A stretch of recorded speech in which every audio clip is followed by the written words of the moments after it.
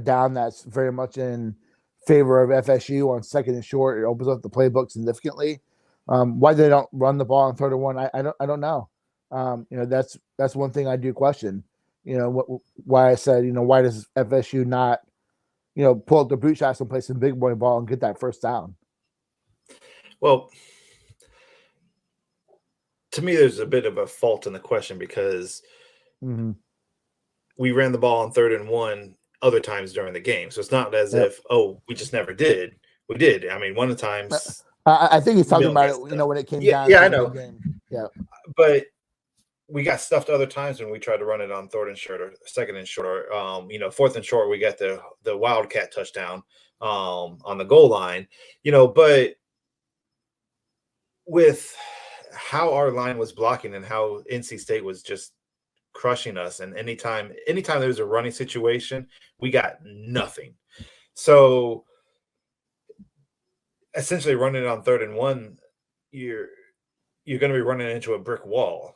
And I don't know, to me, I don't think it's always the right call in that situation to run. Is it sometimes? Yes, but sometimes you're going to do better passing the ball. And I think this is one of those games to where we're just getting crushed inside and trying to run it on 3rd and 1 when there's a low probability of you actually winning that matchup in this game.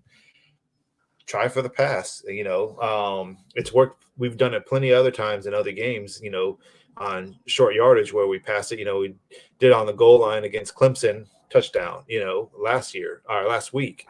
So I don't have an issue with it, but either way, you just got to convert. Bottom line, we just didn't convert, so. And everybody has 3rd and 1 passing plays. Everyone does. So, yeah. So Anthony says, Nate, to win a national championship, you need elite quarterback play. I don't necessarily agree with that. You need elite. If you talk recently, Georgia's going to win it this year without. Georgia's going to win this year without an elite quarterback. Their defense is, one of the best that we've seen probably. Alabama's won it several times. Alabama's won with McElroy and Jacob Coker. LSU won with what's his face? Not Joe Burrow, but the kid with Jimbo. Matt Flynn? Yeah, Matt Flynn. Matt Flynn. So I don't necessarily agree that you need an elite quarterback. I think you need a combination of good quarterback play in a scheme and playmakers. I think an elite quarterback makes you a definitive favorite like a Jameis or Joe Burrow. Something I think that makes you a clear-cut elite team versus, Florida State with a Thad Busby. I think there is a not much of a difference. I think that, Thad Busby could have won a national championship. It just came down to, I don't even want to talk about that game, but, it brings up bad memories. But, Florida State right now, they need just a steady quarterback. Right now we shouldn't even be talking about national championships. We should be talking about getting to a bowl game and having a winning record. Can we get to 500 first? Yeah. But it's a debatable point. He brings up a debatable point whether you need, elite quarterback play or if you need just, someone that can run your system. Here's one thing we can say is definitely the truth. We need better quarterback play than we have right now. Yep. I think we can all agree on that one. So Nooney says that exactly, George Ron, I'm tired of all the excuses being made from Mike, as if other programs aren't dealing with things too. The performance of the staff just isn't good. And in the chat, they're calling for a guy like Ed Ogeron to come to Florida State, which would be an absolute disaster. Ed Ogeron didn't win that national title. No. Joe Brady won that national title. Yep. There's a reason why that team went like this and then right back down. Yep. And Dave Aranda, you can give him some credit too. Oh, for sure. Oh, yeah. You cannot. Dave Aranda is one of the best defensive coordinators in the past 15 years, probably. You look at Wisconsin, you look at LSU, you look at Baylor's defense. Yep. Baylor hasn't had much of a defense, if at all, ever, and they're playing really good ball on that side. So, you know, I Ed take O him caught lightning as in a the bottle. recruiter. I take him as a recruiter. Don't get me wrong, but he caught lightning in the bottle for 1 year. Other than that, his head coaching career has been average at best. Bottom line. Mm-hmm. We need a real general quarterback, someone who can manage the game and also be able to read a defense. You know, if you look at Norvell's, you know, not to beat a dead horse, but that's what Norvell's offense is predicated on, is a quarterback that can make quick decisions, get rid of the ball. You know, we haven't seen it yet. We've seen a little bit, we haven't. You know, this is an offense that does favor good quarterback play, and it is highly successful when there is someone that can get their head out of their ass.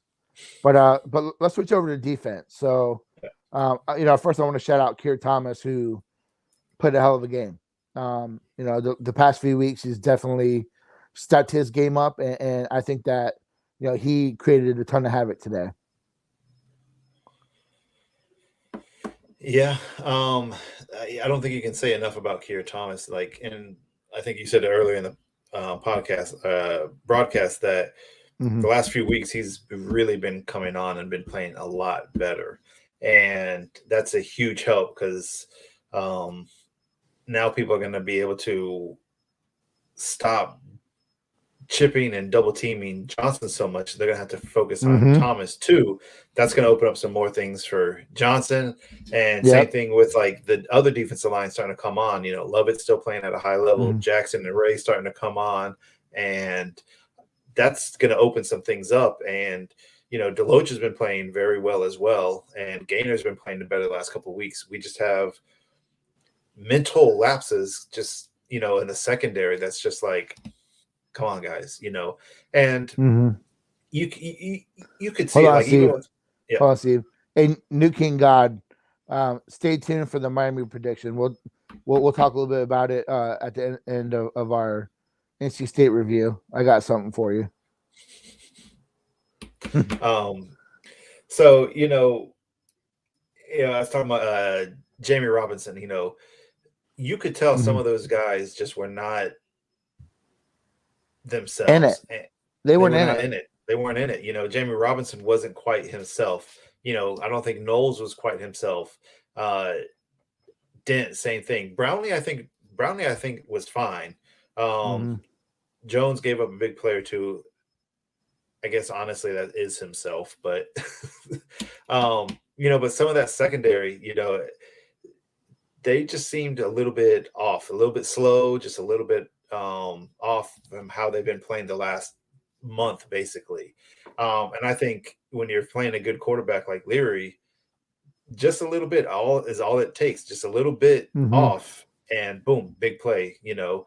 So, you know, but outside of those big plays, they didn't do a whole lot against us. And a lot of it had to do with the pressure we were doing on them and stuff like that. But we had good coverage and stuff like that. It's just they really took advantage of every single mental lapse we had on defense. They took advantage of every single one. Well, what were NC State stats offensively for the game? So let me pull them back up.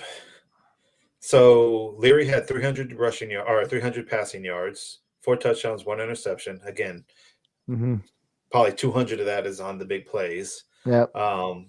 And then rushing, they had 95 yards, 93, 97 yards. They had they had about 3 yards of rush. Yeah. Yeah. So they didn't, you know, they just didn't, like, they weren't able to run the ball very well. They had like 1 or 2 decent runs, but, you know, other than that, they weren't able to run the ball, and on a play-by-play basis. And on third down, they were well under 50%. You know, so we even did a good job in that. It's just those 4 or 5 mental lapses we had, they capitalized on, and that hurt us. And New King, what Florida State does well, run the ball. Miami can't stop a junior varsity team, so don't catch your chickens before they hatch, buddy. Remember, you had Manny Diaz as head coach.